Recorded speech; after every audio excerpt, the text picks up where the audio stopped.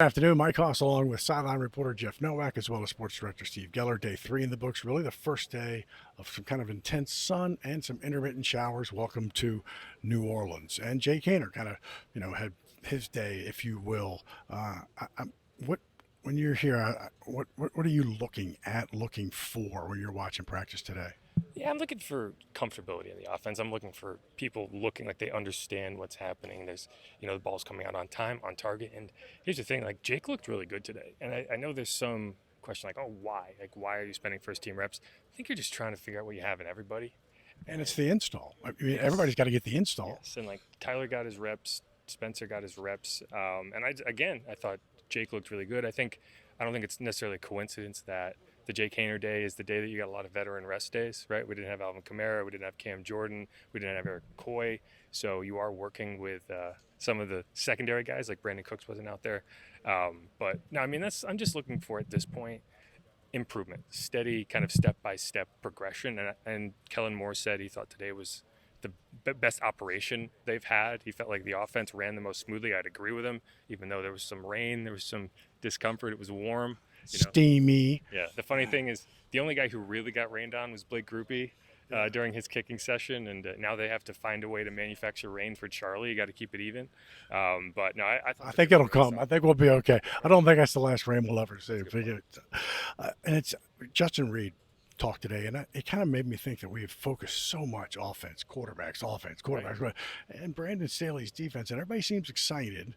Every position, linebacker, everybody's role is going to be different. They're all excited. They don't tell you why exactly, but it feels like we really don't know a lot about this defense until we really see pads. Yeah, you mentioned with Justin Reed, love hearing him. You mentioned the chess game out in the field, back to back, chess champion now with forget the Super Max, whatever it's called.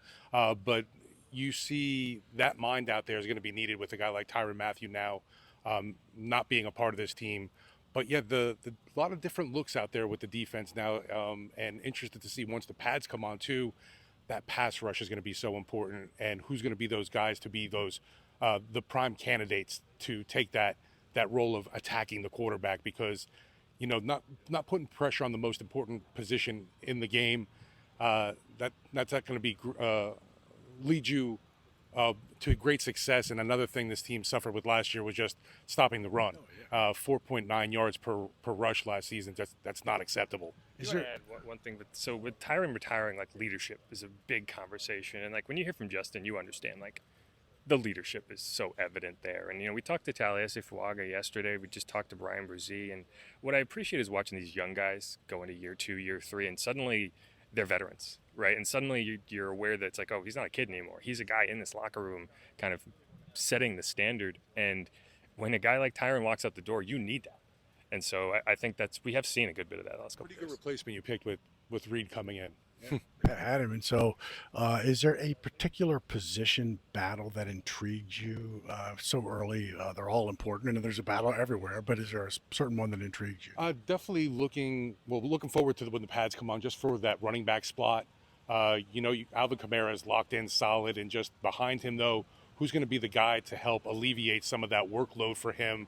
We're hoping a Kendra Miller can stay on the field. We've seen the flashes of greatness from him; it just hasn't been enough. And then just some of the other guys on this team, especially the new additions too. Who's going to be the helper in that workload with the carries? And looking at wide receiver as well, real quick.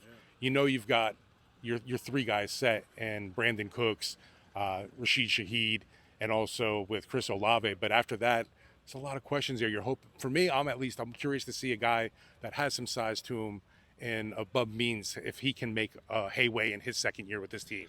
Final question of Juwan Johnson, Yes, sir. particular position. I mean, he does a lot of great things, but I feel like there's a lot of, not won't say pressure, but no Taysom, no Foster, no Holker. I mean, it's We just, got a nice contract, so there's right. no pressure there. Yeah.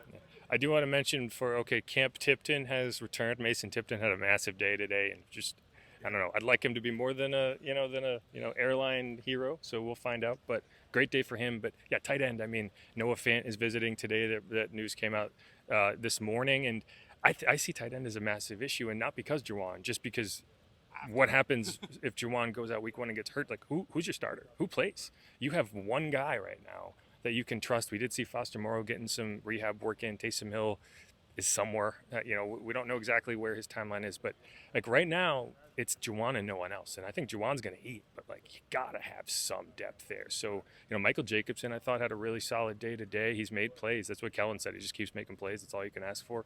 And so, yeah, I mean, I think if I had to pick a position I'm most concerned about kind of falling off a cliff once you get past the top end of the roster, it's got to be tight end. And it's an important position in Kellen Moore's offense. Very much so. Hear that interview on Sports Talk today. Get everything on WWAMFM.com and always on the Odyssey app. Who dat?